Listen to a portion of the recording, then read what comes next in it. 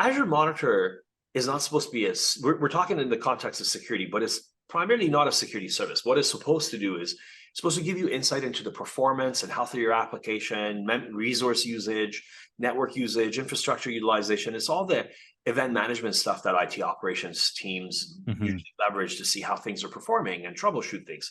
But hey, guess what? It can have it can provide a lot of insight in terms of security. Why? For example, if all of a sudden one workload or one virtual machine is using a lot of memory, well, it could be that it's actually legitimately processing a lot of stuff. It could also be attacked. Yeah. So in security, it's always a really good idea to combine the stuff that you get from the IT side using Azure Monitor, and then aggregate it and try to see like, hey, if these are, again, unusual trends, then based on those trends, maybe you should be doing something about it, right? Maybe you should be raising an alert. And I know that it integrates with log analytics so that you can take that stuff and combine it, and do more deeper analysis. But yeah, I don't know. Like, I don't know if we've set this up before. It's not an area of deep expertise for me. But Jared, do you have anything you want to add on that one?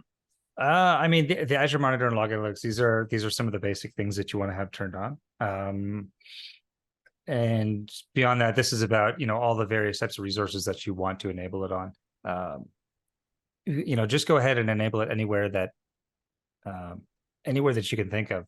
I feel like we probably won't have time in this podcast to get into some of the more fine-grained examples, which I wanted to do because we still have a couple other things to cover. But I think as a best practice, what I would do is I would go and look at the best practice articles. Microsoft has a lot of them, especially for particular resources. You'll have a virtual machine best practices, for instance, for an app. What do they call it? The application services, app services. That's what it's called. Best practices and stuff like that. And they have best practices articles for a lot of those, and it'll tell you what types of logging that are not enabled by default that you should go ahead and enable. And there's so many different types of resources. I think even if we did have an hour in this podcast to cover it, we probably couldn't touch on it all, and especially mark for our audience which ones are the most important. But I think it's a good idea to just take stock of your inventory of resources and just do that 10 minutes of research for each one. They usually have a nice table that explains it really simply.